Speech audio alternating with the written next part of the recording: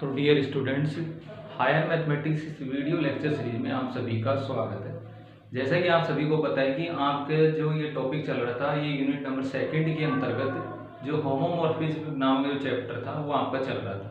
अब तक हमने इसमें इसकी जो 4 थ्योरम है वो कम्प्लीटली प्रूव किए हैं यहाँ पर, ठीक है। उसके बाद हमारी ये आज है नेक्स्ट थ्योरम 5 तथा 6 वाली। ये हमारे जो थ्योरम है, एक 5 नंबर और एक 6 नंबर। तो आज हम इन दोनों थ्योरम्स को स्टेप बाय स्टेप पूरा करेंगे यहाँ पर, ठीक है। तो सबसे पहले बात करते हैं कि एक ग्रुप जी की समाकारिता f g डैश पर एक की समाकारिता होती है यदि और यदि केवल। यहाँ आपको ये बातें आपको ध्यान रखनी है, यदि और यदि केवल, इफ एंड ओनली इफ, कि ये जो थ्योरम्स है वो कौन सी है, इफ एंड ओनली इफ वाली। देखो यहाँ पर भी यदि और केवल यदि, ठीक है। तो इन दोनों थ्योरम्स में आपको ये ध्यान रखना है कि ये दोनों थ्योरम्स दोनों तरफ से, कि एक तो ये कहता है कि एक की समाकारिता होती है, कब होती है, जब इसकी अष्टी में क्या हो, सिंगल एलिमेंट ई हो। और दूसरी तरफ ये कहती है कि कोई भी नॉर्मली जो समाकारिता है वो क्या होगी, एक की होगी यदि उसकी अष्टी में कितना हो, ई। और दूसरी तरफ लेकर चलते हैं कि यदि किसी समाकारिता की अष्टी में ई हो, केवल एक एलिमेंट, अष्टी में कितना हो, सिर्फ एक एलिमेंट हो, तो उस कंडीशन में वो कौन सी होती है, एक की होती है। तो बोथ ऑफ साइड्स हम इसको प्रूव करेंगे। पहले लेफ्ट हैंड साइड से लेकर चलेंगे, फिर राइट हैंड साइड से लेकर चलेंगे, और दोनों तरफ से रिजल्ट हमारा प्रूव होना चाहिए, ठीक है।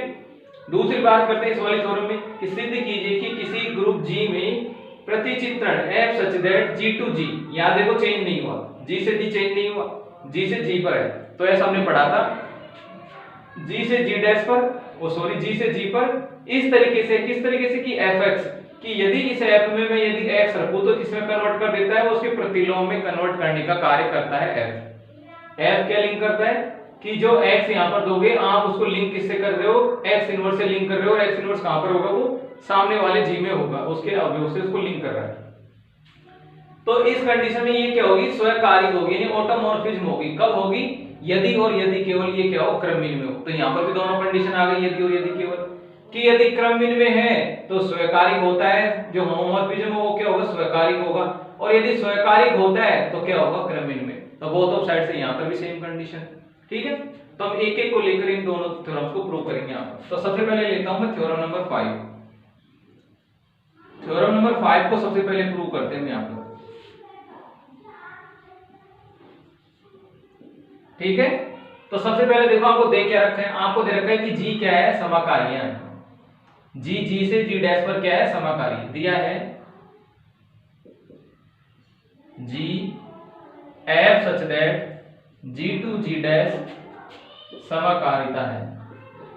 एक तो ये चीज आपको दी गई है यहां पर, ठीक है। क्या दे रखा है कि एक ग्रुप जी की समाकारी F such that G to G क्या है, समाकारी है यहां पर। अब आपको तक दिखाना है कि ये एक की समाकारिता होती है, कब होती है, कि यदि f की अष्टी बराबर कितना हो, e, और यदि f की अष्टी बराबर e हो तो वो क्या होगी, एक की समाकारिता होगी। सिद्ध आपको क्या करना है यहां पर, अब हमें सिद्ध करना है यहां पर, क्या सिद्ध करना है कि जो f है वो एक की समाकारिता होगी, f एक की समाकारिता, f क्या होगा, एक की समाकारिता है। कब है, जब सामने क्या हो, kernel of f, kernel of f बराबर क्या हो, सिंगल एलिमेंट e हो। यदि वहां पर ऐसा होगा तो हो पाए। तो हमें नेचुरल ये लाइन दे रखी थी, लेकिन इसके बेसिस पे हम ये चीज कह सकते हैं कि जो f है ये ओनली, अभी तो क्या था, ओनली होमोमॉर्फिज्म में समाकारिता है। लेकिन ये जो समाकारिता है वो कौन सी होगी, एक की समाकारिता होगी। कब होगी, जब आप ये कह पाओगे कि इसके कर्नेल में सिर्फ सिंगल एलिमेंट होता है e। यदि ऐसा कह पाओगे तो क्या हो जाएगा, निश्चित ही क्या होगा, ये एक की होगा।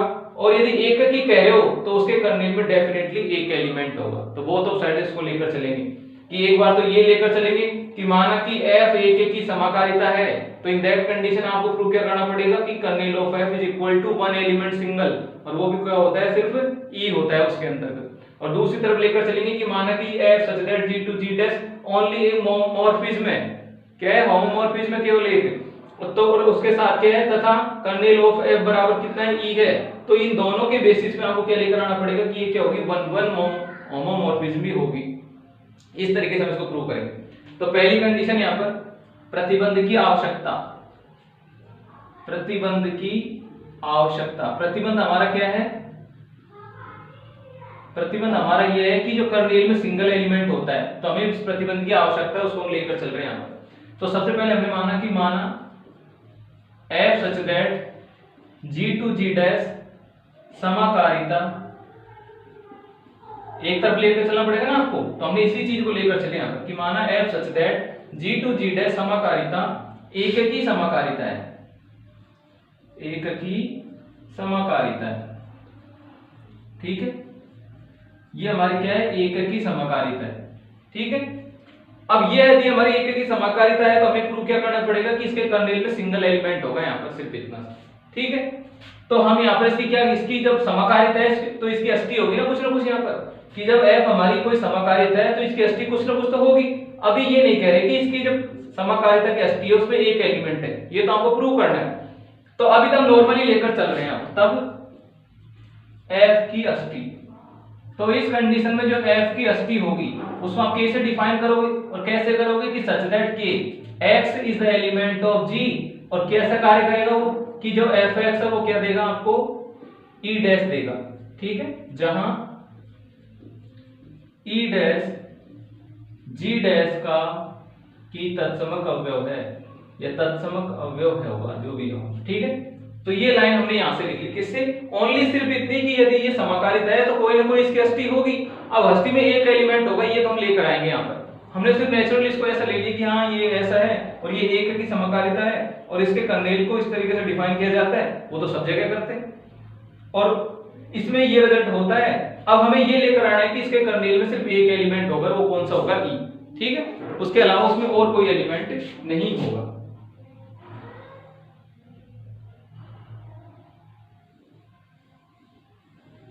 अब देखिए आगे यहां पर, अब यहां पर हम मान रहे हैं यहां पर यदि x is the element of k, किसका जब कर्नेल है जिसमें सारे के सारे एलिमेंट यदि ऐसे उपस्थित हैं, कैसे उपस्थित है कि इसमें जो x वाले सारे एलिमेंट उपस्थित है जो कि इस कंडीशन को फॉलो कर रहे हैं। अब इस चीज को भूल जाओ वहां पे यहां पर कि कर्नेल में कितना एलिमेंट होता है, इसको भूल जाओ।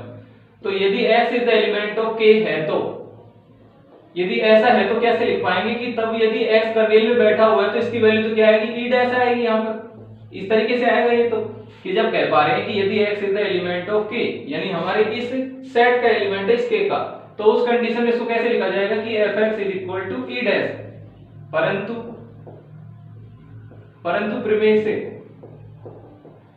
प्रमेय से हम क्या जानते हैं यहाँ पर कि हम तो ये भी जानते हैं कि f e बराबर भी क्या होता है? e डैश होता है। ठीक है, हमें तो यहाँ भी क्या प्राप्त हो गया कि f e बराबर भी क्या होता है? e dash. तो समीकरण 1 व 2 से, समीकरण 1 व 2 से, 1 व 2 से हमको क्या मिल जाएगा? देखो यहाँ पर कि दोनों के e डैश बराबर, तो ऐसा करने पर हमारे पास क्या आ गया? fx बराबर e प्राप्त हो गया। ठीक है, अब आगे बात देखो यहाँ पर। अब यहाँ पर हमारे पास कुछ ऐसे रिजल्ट मिलेगी, कोई फलन है और यहाँ पर भी कोई वही फलन था जिसमें e रखा हुआ है यहाँ पर। ठीक है, अब हम अभी तो ये नहीं कह पाएंगे कि x बराबर e होगा, तो अभी तो नहीं कह पाएंगे यहाँ पर बिल्कुल भी, क्योंकि हो सकता है कि ये ट्रांसफॉर्म होकर कुछ और रिजल्ट दे रहा हो यहाँ पर, कि ये कुछ परिवर्तन होकर आपको e प्रदान कर रहा हो, या ऐसे बहुत सारे x वहां पर पॉसिबल हो जो कि इस तरीके का कार्य कर रहे हो। जो x ऐसे बहुत सारे भी संभव है अभी तक, तो कि ऐसे x यहाँ पर बहुत सारे हैं जो सब जगह e पे जा रहे हैं, सारे के सारे कहां पर जा रहे हैं? e पर जा रहे हैं। अभी इसके बारे में कुछ नहीं कह सकते, लेकिन हमारे पास एक लाइन ऐसी है जो इन सब चीजों को गलत साबित कर देती है वहां पर। और वो कौन सी लाइन है? वो ये वाली लाइन है एक की, कि हमारे पास जो समाकारिता थी वो कौन सी थी? एक की, कि वहां तो ऐसी और कोई दुर्घटना हो ही नहीं सकती वहां पर, तो कि सिर्फ एक का संबंध सिर्फ एक से ही हो सकता है, उसके अलावा कोई पॉसिबिलिटी ही नहीं है। क्योंकि पहले लाइन हमने क्या ले ली कि हमें यहाँ पर, सॉरी कहां लिया था हमने यहाँ पर, ये कि समाकारिता हमारी कौन सी? एक की है। तो जब एक की है तो ऐसी दुर्घटना क्यों होगी वहां पर कि आप इसी अन्य एलिमेंट को भी इसी ई से जोड़ दो? पॉसिबिलिटी नहीं होगी कि ई के साथ तो सिर्फ एक ही एलिमेंट जुड़ पाएगा जब वो एक की है। तो कि जब हमारी समाकारिता यदि एक की है तो इन दैट कंडीशन ई के ई डैश के साथ सिर्फ सिंगल एलिमेंट जुड़ सकता है। तो सिंगल एलिमेंट जुड़ेगा तो वो कौन सा होगा? हमारा एक्स ही क्या होगा? वो वास्तव में ई ही होगा यहाँ पर। तो ये चीज यहाँ पर हमको शो करनी है। तो इंप्लाइज दैट यहां से हमें क्या प्राप्त हो जाएगा? कि x बराबर e क्यों होगा, इस लाइन को यहाँ लिखो, चूंकि जो हमारी f थी वो कौन सी है, एक की है यहाँ पर, कि हमारी जो f है वो कौन सी है, एक की समाकारिता है। अगर यदि ये एक की समाकारिता है तो इस कारण से क्या कह पा रहे हैं कि x बराबर क्या होगा, e ही होगा। इंप्लाइज दैट कि kernel of f, kernel of, अब ऐसे जितने भी x होंगे वो क्या कह रहे हैं कि जितने भी x ले लो आप वो सब e के बराबर ही होंगे, इससे अलावा आप जा ही नहीं सकते। तो सारे के सारे जितने भी आप अन्य यदि उनको मन मर्जी से भी यदि ले पाते हो तो उनकी वैल्यू किसके बराबर होगी, e के बराबर। अब e को आप बार बार लिखो 10 बार, उससे क्या उचित है, क्योंकि सेट में तो किसी एलिमेंट को रिपीट करते ही नहीं है, तो इसका मतलब वो वहां पर क्या था, सिर्फ एक ही एलिमेंट था, वो क्या था, e। तो क्या लिख दिया, kernel of f is equal to क्या है, सिर्फ e। ठीक है, तो यही आपको दर्शाना था यहाँ पर। ठीक है, यही आपको दर्शाना था कि इसके कर्नेल में सिर्फ कितना एलिमेंट होता है, e होता है। कब होता है, जब क्या हो, ये एक की समाकारिता हो यहाँ पर। अब हम इसको रिवर्स में लेकर चलेंगे, यानी प्रतिबंध हमारे पास ये है कि एक की समाकारिता है तो ये चीज वहां पर डेफिनेटली होती है।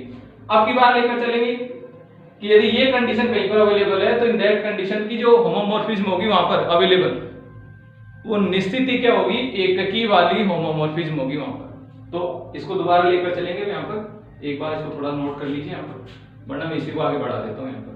अब लिखेंगे प्रतिबंध की पर्याप्तता, रिवर्स में प्रतिबंध की पर्याप्तता, दिखाई तो दे रहा है ना यहाँ पर इसमें।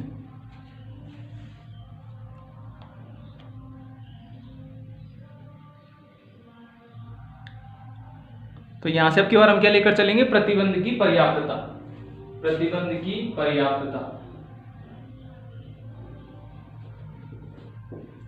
प्रतिबंध की पर्याप्तता में क्या लेकर चलेंगे यहाँ पर कि माना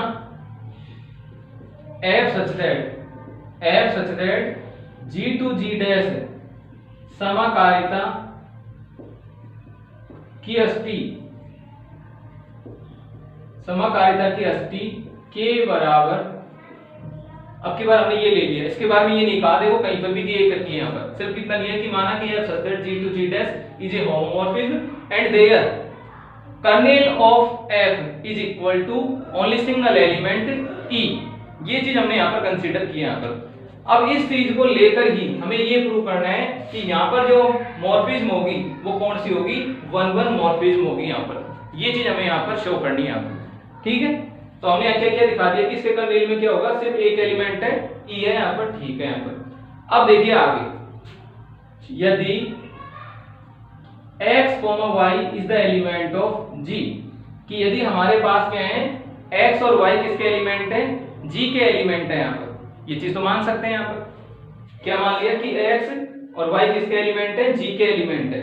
और यहाँ पर क्या है, क्योंकि हमें इसको एक की दिखाना है कि ये दो ऐसे एलिमेंट हैं जो कि g से हैं, और ये दोनों वैसे तो अलग अलग है, क्योंकि जब g में ये शामिल हो रहे हैं तो अलग अलग ही होंगे, लेकिन यहाँ पर एक घटना हो रही है, और वो घटना क्या हो रही है कि दोनों की जो मैपिंग है, इन दोनों की जो मैपिंग्स हैं वो किस पर प्राप्त हो रही है आपको, कि fx बराबर क्या प्राप्त हो रहा है आपको, fy प्राप्त हो रहा है। ये चीज यहाँ पर कंसीडर कर रहे हैं, क्योंकि अभी प्रूव करना है इसको एक की, तो एक की होने के लिए ये चीज आपको लेनी पड़ेगी वहां पर इस तरीके से।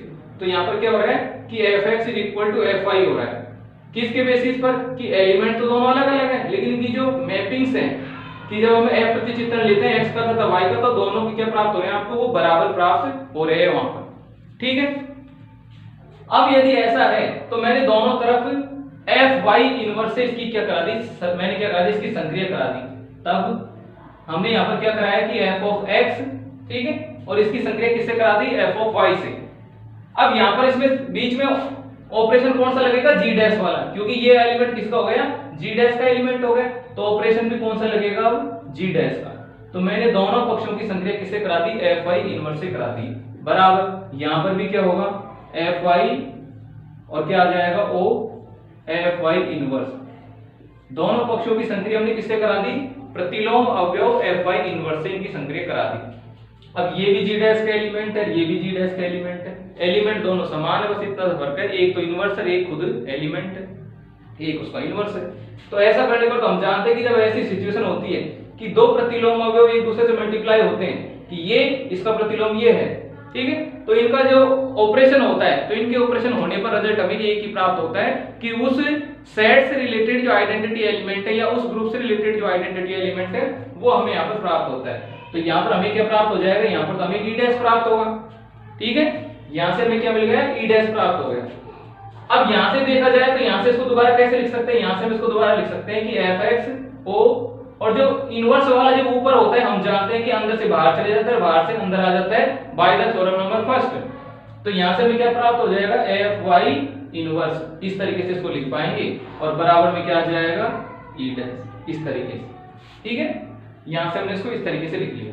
अब ऐसा हो गया तो देखो यहाँ पर के दोनों के मध्य ऑपरेशन यदि यहाँ पर लग रहा है तो हम इसको इस तरीके से लिख सकते हैं कि x star Y inverse is equal to e dash, ऐसे भी लिख सकते हैं, क्योंकि जब ऐसा था तो वो खुलकर ऐसा ही तो बना होगा, किसकी सहायता से, इस सहायता से, समाकारिता की सहायता से, और हमने जो एफ लिया है वो पहले से क्या है, समाकारिता है, तो ये चीज वहां पर वर्क करेगी आसानी से, ठीक है।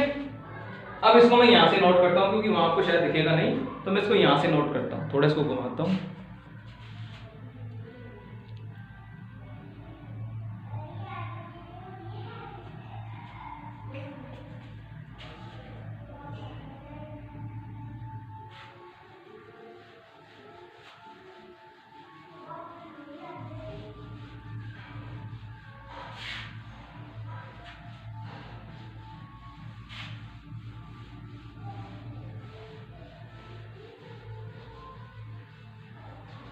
अब देखिए आगे, इससे आगे हमने क्या ले लिया कि वहां को इस तरीके से नोट कर लिया था इसको कि f of x star Y inverse is equal to क्या होता है, ई डैश।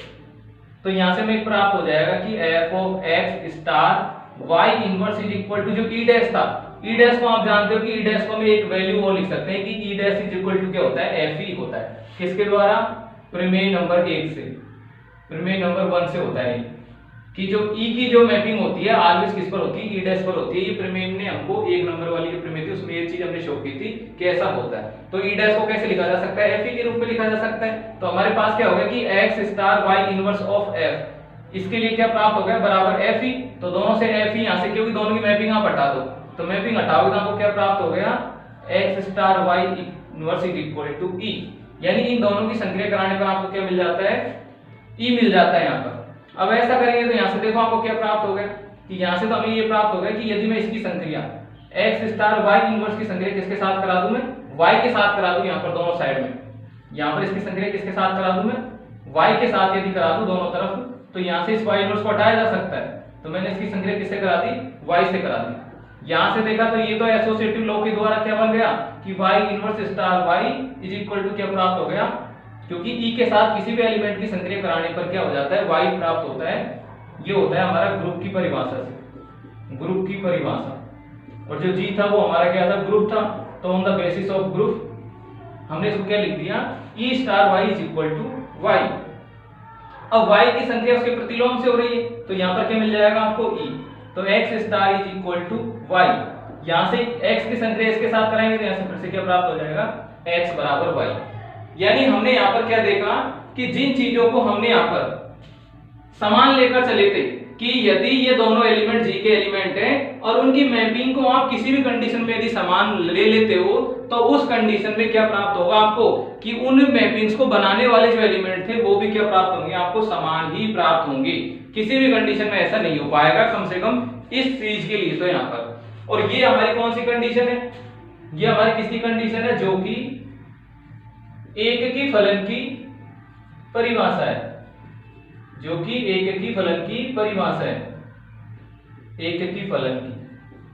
अब हमें जो मैपिंग मिलेगी वो वास्तव में क्या मिल गई, एक की मिल गई। तो यही तो हमें प्रूव करना था, इंप्लाइज दैट। तो हमें क्या प्राप्त हो जाएगा कि for all x, y, for all x, y is the element of G. For all x, y is the element of G, implies that कि fx is equal to fy, कि यदि हम G से कोई दो एलिमेंट लेते हो और उनके लिए ऐसा रिजल्ट लिखते हो मैपिंग लेकर, तो उनका परिणाम कितना होता है, सिर्फ x बराबर y ही होता है। इसका मतलब क्या हो गया कि हमारे पास जो f था वो कौन सा है, हमारे पास जो f है वो कौन सा है, एक की समाकारिता है। यहाँ पर कि हमने जो मैपिंग डिफाइन की थी वो कौन सी थी, एक की समाकारिता है। अगर यदि कोई फलन होता तो फलन कह देते, लेकिन यहाँ पर हमने f को क्या नाम दिया है, देखो शुरुआत से f को क्या नाम दिया है, समाकारिता। तो समाकारिता तो हम यहाँ पर क्या कहेंगे कि जो हमारी समाकारिता है वो कौन सी है, एक की समाकारिता है। तो हमने देखो इस थ्योरम को लेफ्ट हैंड साइड से भी प्रूव किया और राइट हैंड साइड से भी प्रूव किया, और दोनों में परिणाम हमें समान प्राप्त हो रहे हैं, और ये आपको प्रूव करना था, हेंस प्रूव। तो इस तरीके से हमारे पास यदि कोई भी थ्योरम होगी इफ एंड ओनली इफ वाली, तो उसको हम बारी बारी से स्टेप बाय स्टेप इस तरीके से उसको क्या करेंगे, प्रूव करेंगे। ठीक है। और भी यदि आपको इस थ्योरम से रिलेटेड यदि कोई भी डाउट्स वगैरह हो तो आप मुझे कमेंट्स में ये चीजें बता सकते हो, ताकि हम उस चीज को जब नेक्स्ट थ्योरम करेंगे तो उन चीजों को नोट करके आपको पहले उन चीजों को क्लियर कराएंगे वहां पर। ठीक है। तो इस चीज का जरूर ध्यान रखना आप यहाँ पर। अब अगली वाली थ्योरम हम नेक्स्ट लेक्चर में करेंगे, क्योंकि इतना टाइम रहा नहीं मेरे पास थोड़ा सा। तो नेक्स्ट वाली थ्योरम हम नेक्स्ट लेक्चर में करेंगे। ओके, तो आप नोट कर लीजिए एक बार इसको।